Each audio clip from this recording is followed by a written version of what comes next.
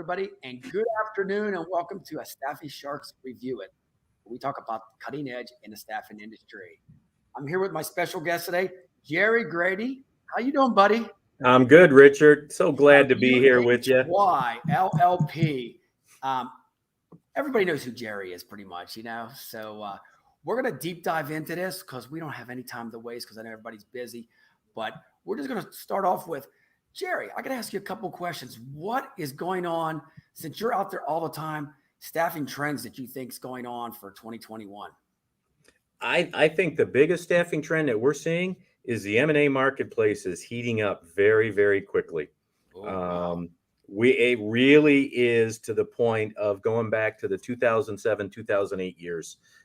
We are just seeing things that you saw back then. You're seeing a lot of people tired, and they just want to, they're looking at what I can do to expand, or what can I do to, maybe capitalize on what's going on in the marketplace. The IT sector is on fire. I know you've talked to a few people. I know you talked to Richard last week from ASA. I mean, the numbers we're seeing, 15, 20, 25% growth in a lot of these industries is unreal. But then you wrap that around the not the unemployment issue. I like to call it the unemployment issue, where people can't find anybody to work. You look at 100, 200 open job orders right now that are out there, for most of our clients. So it's a really tough marketplace. We're seeing recruiters, moving from one firm to another. So it's exciting. In my mind, it's exciting. And I think the ASA show is really going to really pop a lot of people's brains this year, seeing some things that they haven't seen and hopefully help them, navigate and put some strategy together. So true, because change is here right now. Everybody is changing. This industry has never seen a change like we have now. And staffing world coming up in less than 6 days, 7 days. I mean, it's coming 6 days, quick. 11. Who knows? 15th ended the other day. So I'm just trying to finally get back up to speed. And I think it's like 11 days, and I cannot wait. Oh, countdown's on. So I tell you what, we got to talk about you, Jerry. I mean, did a little research, been in business for 50 years. Give us a little overview of what you guys are. Yeah, I mean, it's interesting. UHY is actually a CPA firm.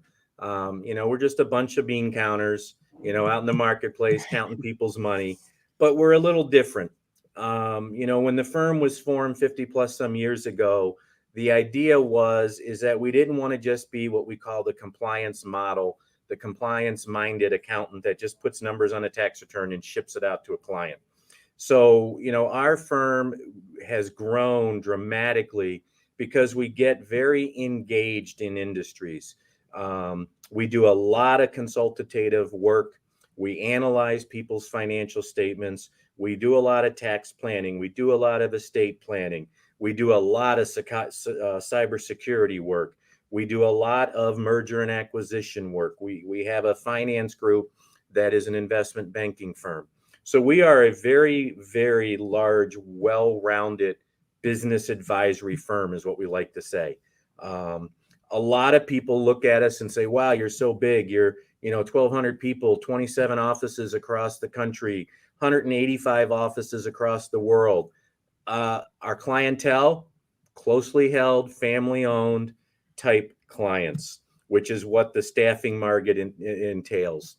We do a lot of PE funds. I do a lot of large staffing firms, but we're very focused on what is needed in those closely held, family held businesses, because they don't always have the expertise. So, we bring all that expertise with us to the table.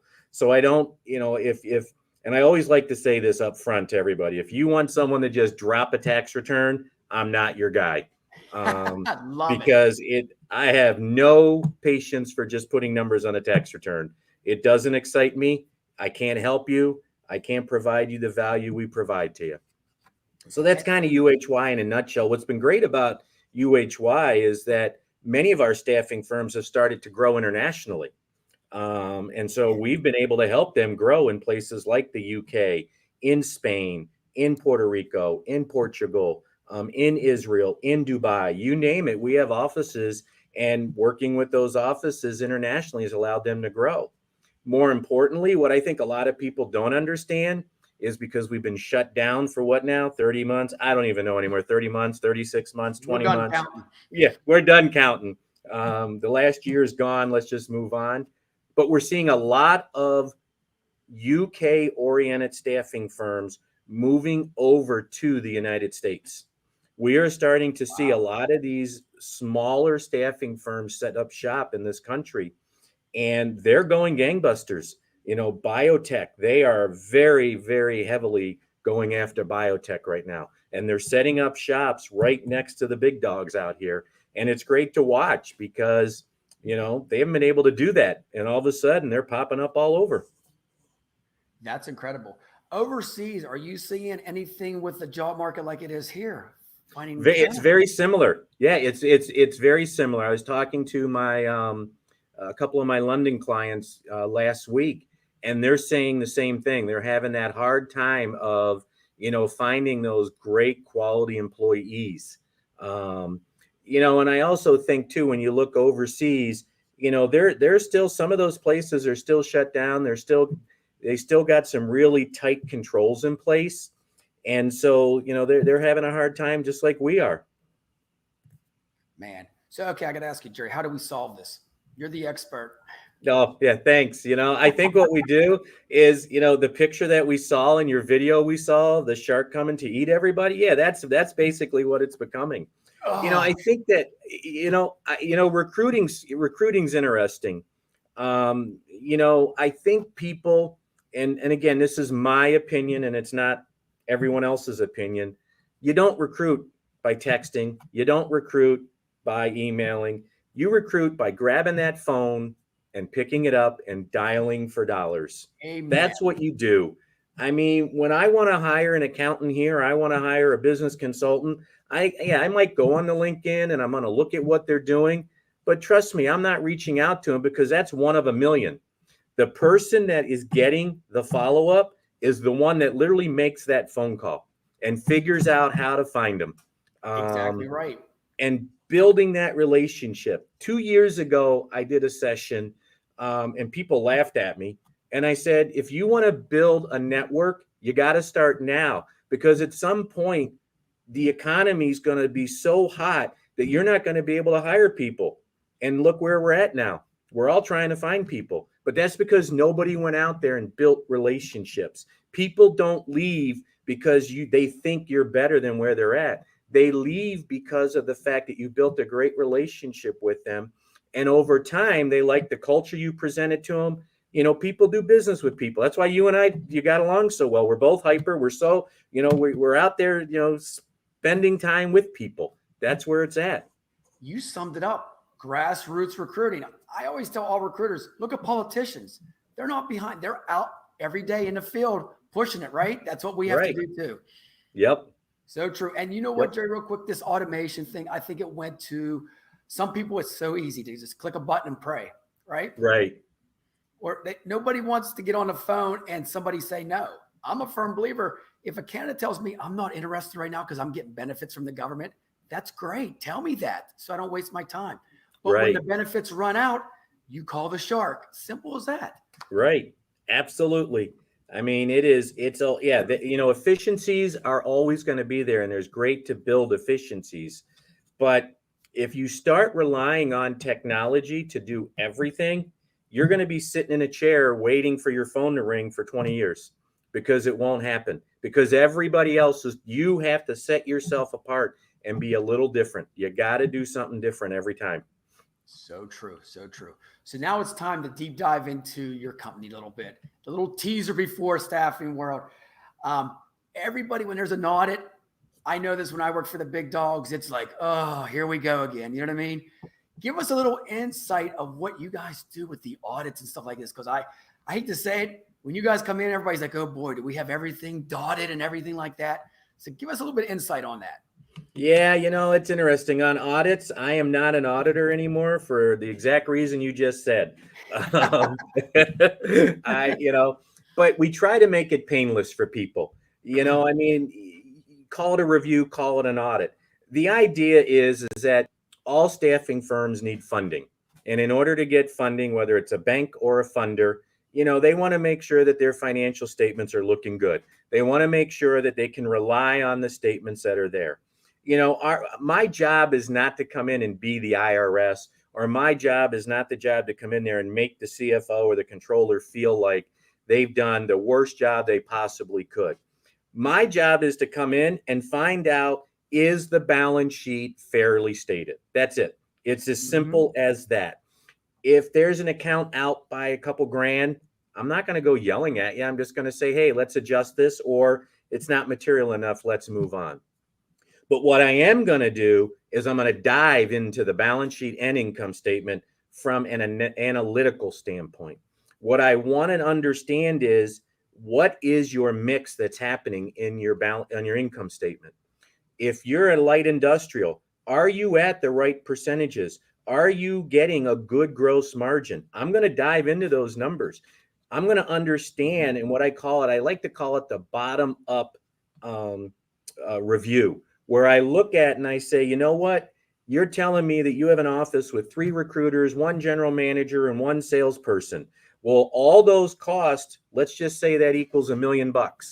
Well, in order for you to even put a dollar in your pocket, and you're doing a 14% gross margin, you kind of need to do a little more than $1 million worth of business. So we like to call it the bottom up approach, is that we look at, what do you got to cover for an office, and is it really generating the profitability for you? But taking it a little deeper than that, I would not do it as the old bean counter methodology. I'm not going to come out as that cost accountant that says we can't sell that product for $1 because we're only going to make 2 cents. No, we're going to look at it and say, okay, now how do we spread those recruiters' cost or that general manager's cost? How can we make it more efficient for the whole organization? So we look at it from a whole different ways. Then what we like to do is, if you're not breaking out your income statement by the type of service you're providing, if you're doing IT, if you're doing light eye, and maybe you're doing some perm too, we want to break out that income statement and figure out, where is that profit margin really coming from. I had a great conversation with a prospect yesterday, and they're looking at potentially selling 5 years from now. Well, they're like, where should we invest our money? Should we put all our money into perm? Because I can go get 3 more recruiters and I can drum up perm and I can get this huge gross margin. And my question to him was, and what do you do when perm dries up? Because it's not going to increase the value of the balance sheet. And they were like, oh, we didn't think like that. So those are the things we do, is we try to come in. So we try to make the audit fun. I mean, Richard, we're just accountants, man. We're just, we're these guys with the glasses, the sharp. I didn't even wear my suit and tie today because I was so afraid people were going to be, turned off by it. We got to be cool like everybody else. We got to be out there. Well, you're definitely cool. Come on, Jerry. You're the coolest accountant I know, right? One thing I want to deep dive into is, I see on your site you had technology risk. So many people, I'm sure when something goes down, they call you at the end of the day and say, can you save everything that I've done? So tell me a little bit about the technology risk and how you guys solve that and help out. Yeah, I'm glad you brought that up. I would say for at least 10 years, I've been doing cybersecurity and risk assessment presentations to the industry. And I feel like I am talking to a brick wall, because nobody, and I think part of the problem is nobody understands it. They all say, hey, you know what? I got great software. I got great hardware, everything. I catch everything. I got great antivirus software. My recruiters are never going to have a problem.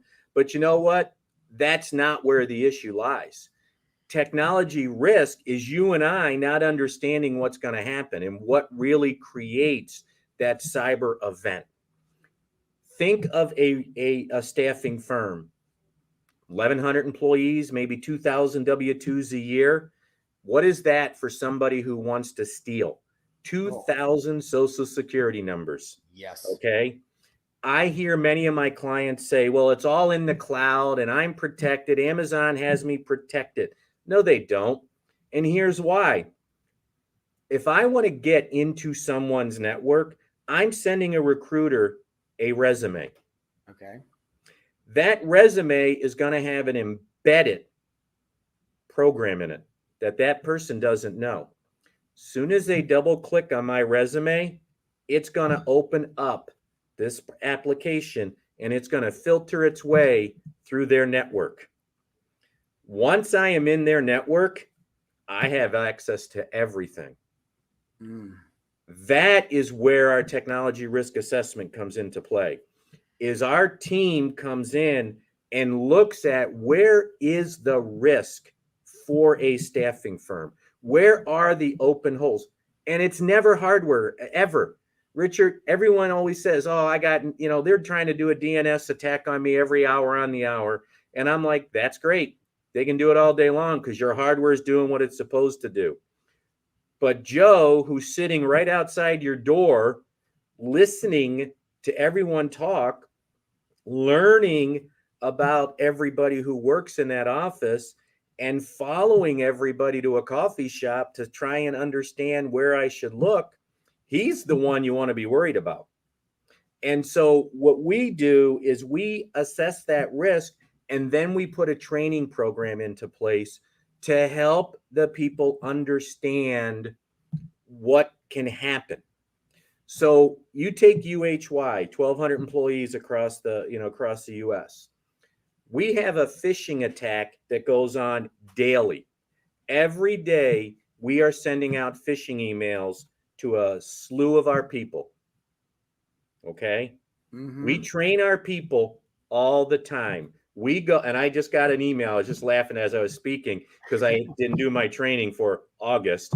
And it's all about how someone could attack you from a cyber event. And so the phishing expedition that we do, I would say, without knowing the real numbers, greater than 50% of them are opened on a daily basis. And we do training every day. Every day we have something going on regarding cyber in our firm. Every day our cyber team is analyzing that network. And every day our IT team is finding out a way to make sure we don't get attacked. Now thank God those phishing things are done correctly. But what about the one where, you get an email from the CEO because he's on vacation, but the recruiter understands it, but he gets an email that says, hey, I really want you to look at this resume because he's a great guy. That's how it happens, Richard. It is that You're simple. kidding me. That easy? No, it is that simple. And we never think of that. At owning a staffing firm, we always say it's never going to happen to me. Am I right? You probably hear that a million times. We just had a staffing firm 2 weeks ago get hit with ransomware, and our team had to get in there as fast as they could to shut it down. But more importantly, they're locked down. Either pay the ransom or you can't get out. It's and how do you tell your contract employees that your information's stolen? I mean, how do you tell the companies this? It's very difficult because once that information is taken, that's where the cost and the remediation of an event like that can literally put a staffing firm right out of business. I love Facebook for people. It's great. It's what you want to do. Great. LinkedIn, I love it. Great. But you know what? Be private. Don't be public. Everybody wants to be the next influencer in the world. Yes. But you know what? As a guy that knows how it works, I'm watching your Facebook page. I'm watching a CEO's Facebook page, or I'm watching a LinkedIn page because you think you know me, but I'm just some guy out there that's literally across the street that found out who you were. And now I'm tracing you and I'm learning all these social ingenuity things. And that's what it is. I'm re-engineering you. I'm understanding where you're at so that when I send that fake email, it looks real because it's got all the right attributes. Hey, I'm on the beach. And the guy goes, oh yeah, he went away to Cabo. He is on the beach. There's check one. By the way, we've been working on this deal. Oh yeah, we are working on a deal. Check two. Where is all that information coming from? Social media. That's how they get it. It's that simple. You're kidding me. And you know what? No. It's funny you say that. I have so many friends on Facebook that have been hacked in the last year. Is their personal profile. They're not even in our industry or nothing like that. Right. They're cooking there.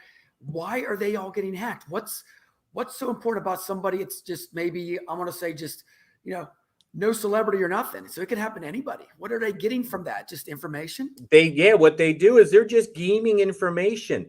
Say, for example, the best one I love is, the quizzes and I've been off Facebook now for 2 years, not because of cyber, but obviously for other reasons, which we're not allowed to discuss on here, Richard. We leave politics Hey, out.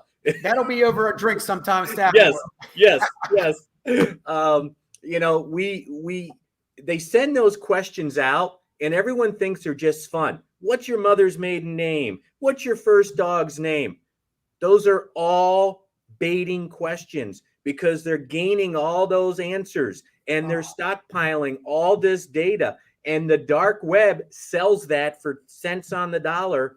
And it's all you need. Once I have your social security number and I can pretty much get into anything. But now I know what is the one question everybody asks for their second security question. What is your mother's maiden name? It's everywhere on banks, everything. Yep. Got it. Number one, got your question. What was your first pet's name? Question number 2, got it. And that's what we call it. We call it data mining. They are just mining this data, and that's how they break your Facebook account. Because one of your friends gets hacked, they create a false account. They say, hey, I was hacked. Can you retake me over as a friend? And wham, you just do it. You just say yes. I got an email the other day, a text message. It was out to about 35 people. It came through as a text. And it was from a client. And he said, hey, here's the obituary of my son. And as morbid as that sounds, my first reaction was separately text that person and find out if his son really passed away. Wow. Because the link took you to a website to give money for a scholarship fund. Now, unfortunately, it was a real thing, but that is how simple it really is. They work on people's emotions. That's how they do it. They work on your emotions. Wow. I feel unsafe all the time now. I mean, and you should. That's what I want you to do, is be as unsafe as you can believe, Richard. Exactly. Then I get paid. So I can ask you, like at the bank, both questions you said there, every time I log into my bank account, they ask that. Yep. If I'm using a different computer. How do you get around that? I mean, how do you I don't use any standard questions like that. I'll create my own. One of the things we recommend to everybody is always create your own questions if it allows you, or go down to other questions that are not normal, because you want something that's abnormal that that you're never really being asked anywhere else. Just like password. How many people do you know whose password is password? Same thing. Same exact thing. Wow. So I got to ask you this on a side note, like everybody has everything on their phone. Do you recommend everybody having all their passwords and everything on their cell phone? Is it protected that way? We usually recommend that everybody does have a VPN on their phone. Okay. That way, one of the advantages of cellular networks is that is like a VPN. You can still break it, but it has a VPN. But whenever you're on Wi-Fi, you should never, ever, ever, ever, ever join Starbucks, Panera Bread, Best Buy, any of those Wi-Fis, because you have no idea who is on that Wi-Fi. So you should always have a VPN whenever you are connecting to some type of Wi-Fi out there. Here I am, a cyber guy, went to a Hilton hotel in Orlando. I got hacked on my cell phone. I went into my bank and I hooked up to a Wi-Fi, not understanding that Wi-Fi wasn't Hilton's Wi-Fi. It looked just like it. It said Hilton Honors, but it had 2 S's and I didn't catch it. Well, when I connected to that Wi-Fi, I was connected to somebody's outside Wi-Fi who was trying to gain access to people's bank accounts, because we all do our banking online on a cell phone. Had $2,000 removed via PayPal account immediately. And then you got to go through all the procedures. Oh. Yep. we had to find a bank we had to find our bank in Orlando, get there immediately, shut it down. But what if I didn't have an alert on my phone that told me that that I just went over a dollar limit that I set on my bank when I take more money out than that? I would never have known. And then they could have just kept slicing and dicing for weeks. And I get home from Orlando and poof, I got nothing in the bank account. So it's not everyone, like I said, everyone thinks it's hardware, it's software. That was just something absolutely stupid that you don't even think of. And now I got to ask you this question. The hackers, we all think it's overseas. It could be our next door neighbor, right? Absolutely. You have no clue who's doing it. You know, the dark web is filled with people that just do it for fun. But then they start seeing that, wow, I can hack, I can data mine, and I can make money off the data mining. They may never go into your account. They may never do a true identity theft for you, but they sold that data and they made some money doing it. Wow. And then one other one, I'm going to pick your brain right now. Like the candidates, sometime they'll send me their bank information via text. Is that a no-no or is that? That's a no-no. Never, okay. ever. You know, unless you're on Wi-Fi on a VPN, anybody can get into, you know, to read it. It always can happen. Wow. You know, it's always use the the two-step authentication. They can still break that, but at least you're helping yourself. You're putting a little more oomph on that phone when you do a two-stepper, because on a two-step, that code's got to come to your phone, and if it doesn't come to your phone, then that person can't get into that account or that website that they're trying to get into, or into your network, one or the other. So two-step is really important. Now, I'm not the, you know, Richard, I'm not the big expert here. I mean, I get it. I've done it. I've run IT my whole life. I mean, our experts will be at Staffing World, and I got to point this out because the two guys that are going to be there doing a seminar on Wednesday, the 28th at 2:30 to 3:15. And these are the guys that you want to meet. They're like me, high energy guys. You know, they love talking it, and it's not techie stuff. You know, they're not going to go in and say, well, you know, if you hit this 0101, no, they're going to give you great examples on what to do and how to handle it. And I would say of all the groups, of all the webinars that we are now doing after the pandemic, the majority of everything we are talking about with our staffing firms is just what you brought up, the technology risk assessments. And this is something that can go, we can keep deep diving into this because now you got my head spinning now. What about these onboarding solutions, Jerry? I mean, they're uploading all their information. Is that protected? I mean, we have all these staffing companies out there and these staffing softwares. Are they protected? I mean, people's uploading, candidates are uploading stuff every minute. Every minute. Now, I am sure that all those ATS systems have done their proper due diligence. There is no doubt about it that they're following and that they have their audits done, their AS16 report. They have all the proper stuff done. I know that because we talked to them and we get their reports. However, that's not where the problem happens. The problem happens is that, you know, Joe Blow doesn't upload it to the ATS system, but loads it up to your recruiter who's sitting at home that has no VPN at home and has no protection at home. Oh, it's the Wild West out there right now. Because me here in my office right now in Ann Arbor, you know, my network is locked down, it's secured, and I'll get a phishing email here or there. But soon as I leave here in my network, I'm not on the UHY network anymore. So what we've did is all our computers have a automatic VPN. You cannot connect to any Wi-Fi in America or the world without being connected to your VPN. That adds an extra layer. Ticks everybody off because it adds an extra layer that makes it a little bit harder, you know, to do our job sometimes. But yeah, I mean, I always worry about the ATS systems. I worry about it because I don't know what is all their precautions. So it's always good to ask for their AS16 report.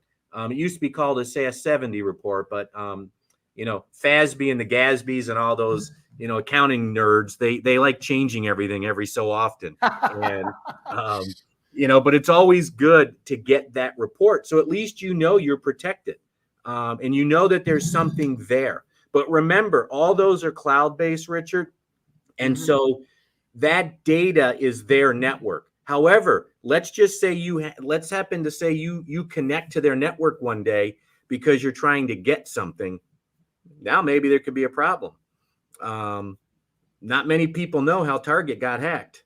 Do you know how it got hacked? Not at all. Very simple hack. The heating and cooling vendor.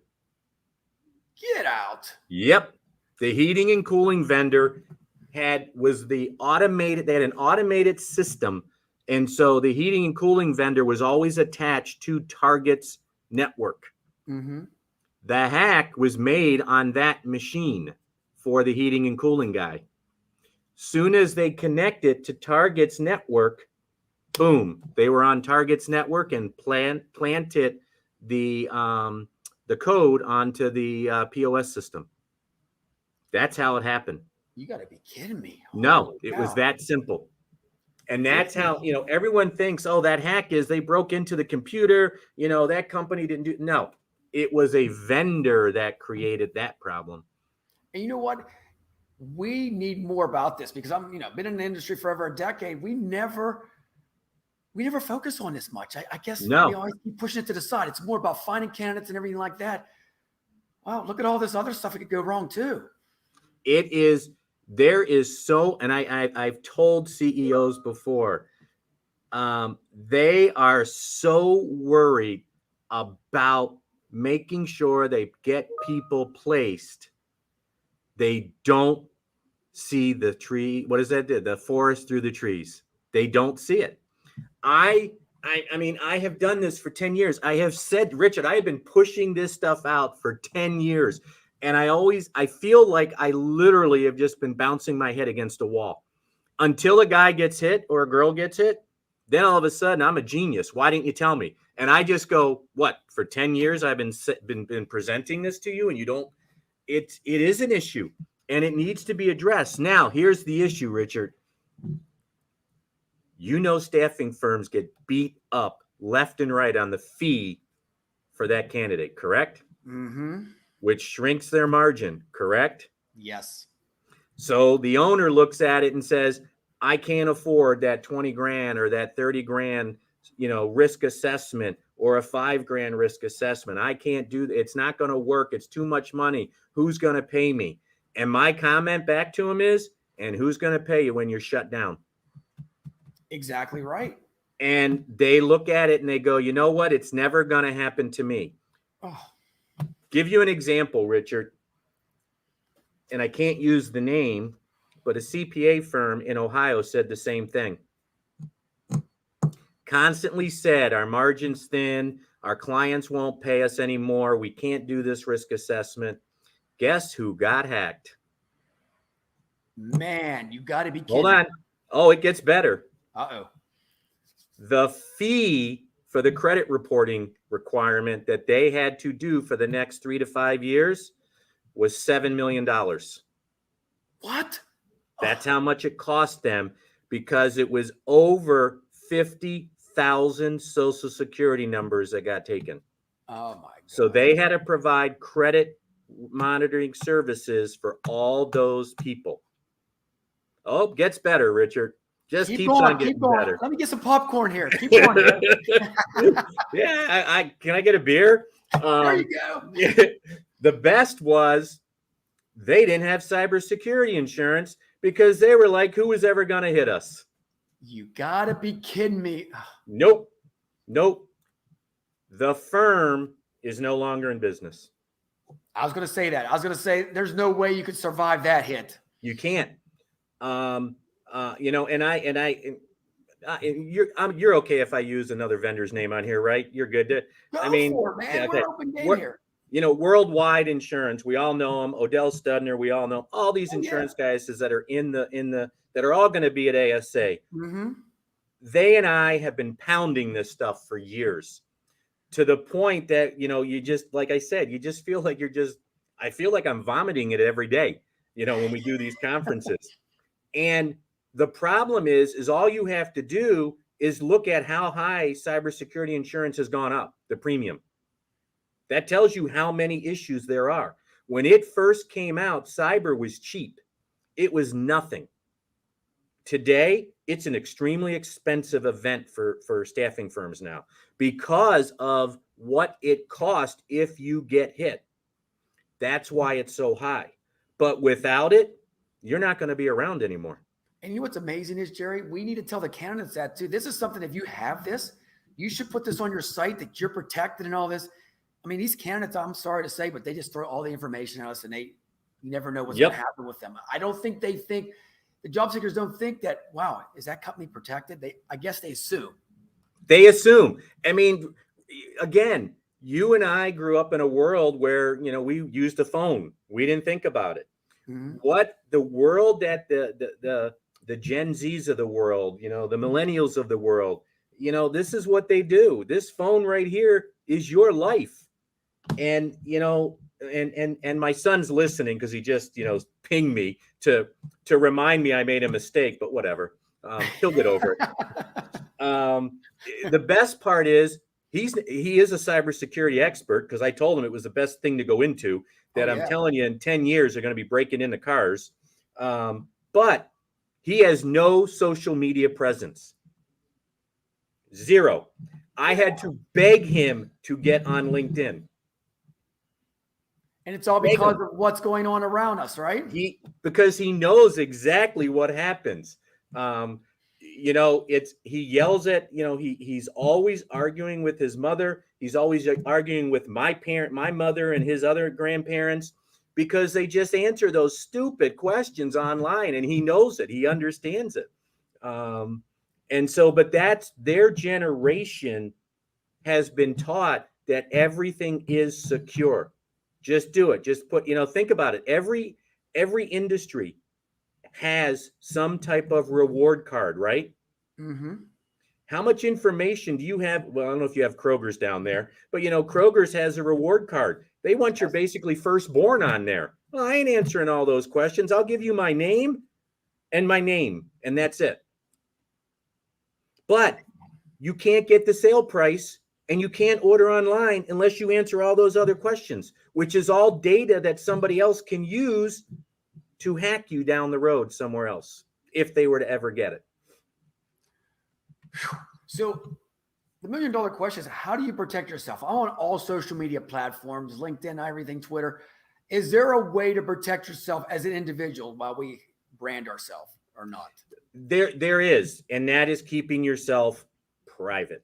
That's the first step. Gotcha. Is everything should be private. You should never have yourself open to the entire world. If you actually believe that the Kardashians that's their real Instagram account or their real Facebook account or any celebrity, it's not.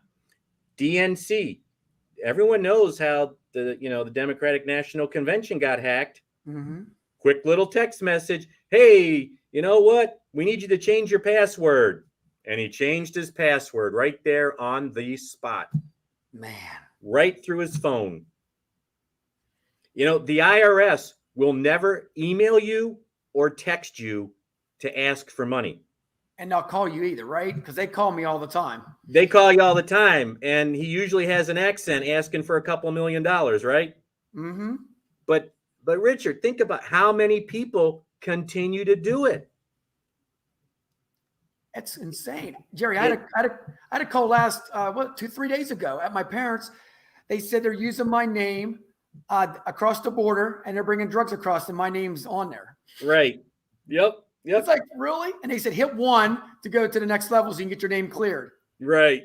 Yep. You hit the 1 and next thing you know, he's got half your phone data coming. He's setting you up. It's all the data they're setting up for. Now, when they call you like this, what I've heard is get off the phone as quick as you can. Don't stay on the phone longer than 10 seconds, right? Or no? Yeah, you shouldn't. I mean, you really should hang up. But Richard, you and I, we're very, very much alike. I like playing with them for the next 20 minutes. I do too.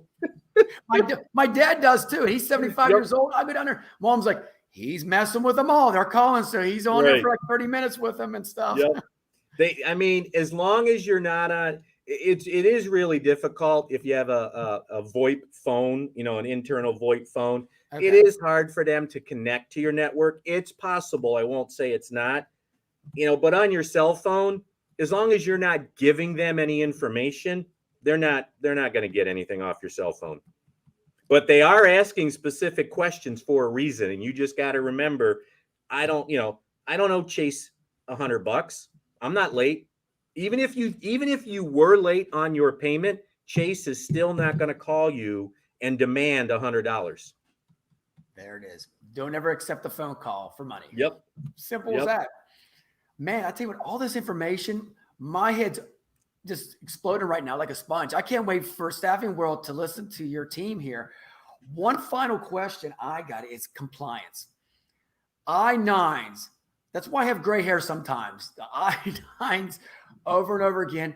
How important are they to have them done when you guys do an audit and all that stuff for compliance? I mean, is that the number one thing? It's anybody that hires anybody, you must follow the compliance rules. The I-9, the E-Verify, the Social Security card, the driver license. We all think it doesn't have to be in that file. Now, does the government have 4 million people to be able to go around and audit everybody? Absolutely not. But they will audit you. And it's not because they just found you. It's because you didn't pay someone an overtime check, or it's because you upset somebody. So they call the Department of Labor and they just say, hey, this guy's refusing to pay overtime pay. And before you know it, it goes from a Department of Labor to an INS raid. And it happens, Richard. I mean, does it happen every day? No, but it does happen. The I-9 form is probably the most important form that you want in your HR Rolodex for your employees. Gotcha. Okay. It is a required form. There's no ifs, ands, and buts about it. It's a required form to have. So use E-Verify or use one of those tech guys. That's where efficiency, Richard, comes in great. That's where the staffing industry, if you do that type of stuff, now you got your compliance monitored and taken care of. You don't have to worry about it. And this is stuff that I know everybody does, but they sometimes put this on the back burner because it's all about getting somebody out in the field to a job. I'll get that later. And then when they get an audit, they're missing all these I-9s and everything else. And like, oh, boy. Right. And that person's not working anymore, disappeared. And you're like, what do you do? Right. Now, we're just a bunch of bean counters. But every once in a while, if I'm doing a 401k audit, we're going to ask a question. Even though it's not a requirement, I am going to ask the question, hey, you know what? We just want to make sure you have your I-9 forms and you understand these are the rules. And the HR team will go, oh, yeah, we got it. I'm not required to go look, but I will bring it up. I'm going to bring it up every once in a while because I just know one of those clients is not really doing it. And it's just sinking in the air. The old adage, you and I have been doing, BDM and sales forever. It takes 12 messages before they really hear it. You're right. It's got to be said 12 times. That's what my mom says to my dad all the time still. Years of marriage, right? Yep, that's right. Hey, Jerry, you know what he says? Selective hearing, right? When you're married that long. I always tell my wife, I hear you. I'm just not selectively hearing you. Everyone tells me I'm deaf. I just, that's just the way it goes. Oh, my goodness. I tell you what, man, just what you said, I had no clue that this is everything that you guys do. Seriously, I did not know the security part, which I just want to say, wow, Star Wars is here. I mean, you have so much to offer companies out there that they don't know about. That's it is. And we're pushing this hard, and I'm really, really trying to build what we've done the last 3 to 5 years, Richard, is we kind of looked at the staffing industry as a whole, and we looked at it and said, okay, there's 100 accounting firms out there. We can all do the accounting work, but what is specific to the industry that we feel can have the risk or have the area that no one else is touching? Tech was one of them. Digital transformation, technology risk assessment, cyber security review. That's one aspect. The other aspect is our CAS team, which is our Client Accounting Advisory Services team. Staffing firms are having a heck of a time finding good qualified accountants, controllers, CFOs to be able to do their financial statements on a monthly basis and break them down into a staffing format to help run their business. We created a team that does all that work now for our clients. So we are actually doing monthly financial statement preparations for multiple staffing firms that are in multiple states, multiple divisions, multiple entities on top of it. And all those team members now get the financial statements. So what we say is now the owner, the CFO, the controller, they can work on the business and not work in the business. Because that was the biggest thing I kept hearing from controllers and CFOs is, I never have any time to do strategy planning. All I'm ever doing is trying to figure out how to get an ATS system and my billing system and my funder system to link to QuickBooks or to link to this or to link to that. We decided, let's put together a process to help everybody.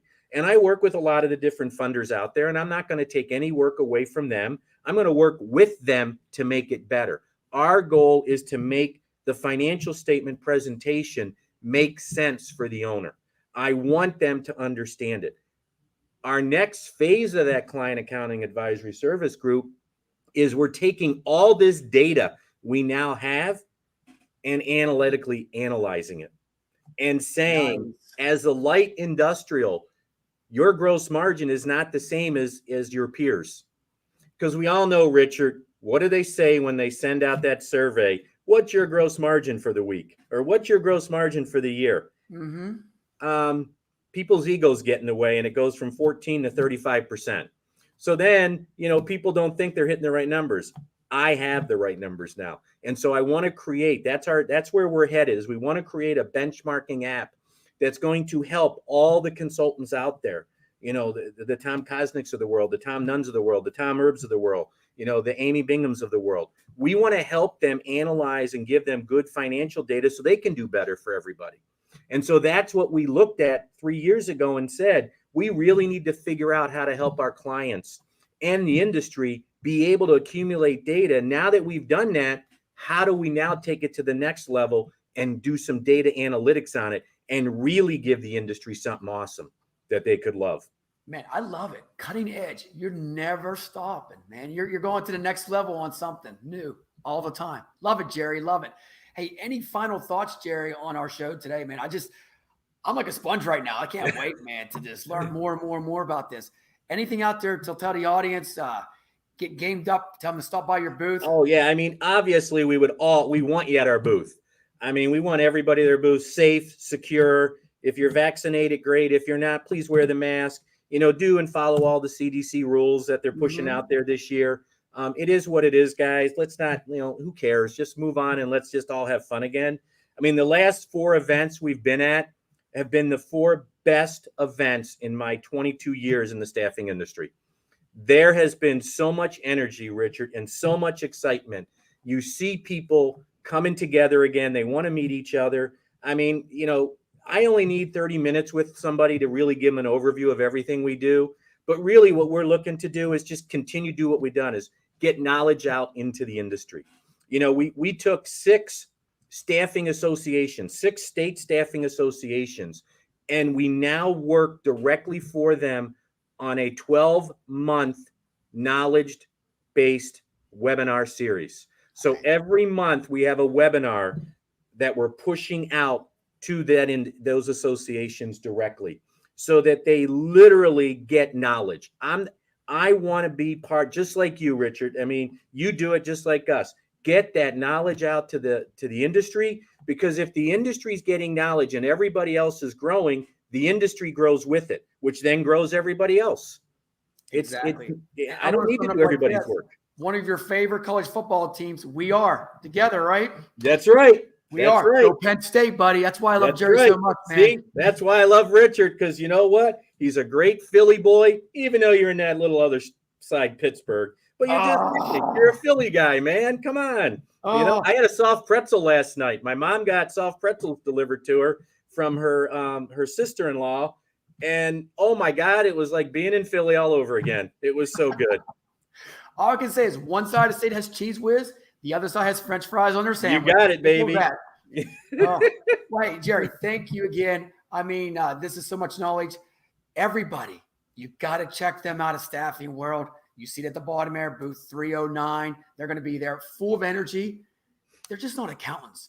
They are the Star Wars of the staffing industry, man. They're here to protect you. Swear to God, man, I love this show. So I'm going to leave it on a that note. Awesome. Hey, Jerry, once again, I'll see you in less than a week and a half, buddy. Yep, I will see you, buddy. Great talking to you. Greatly appreciate it. And we'll see you next week on some more great episodes of Staffing Sharks Review It. Take care.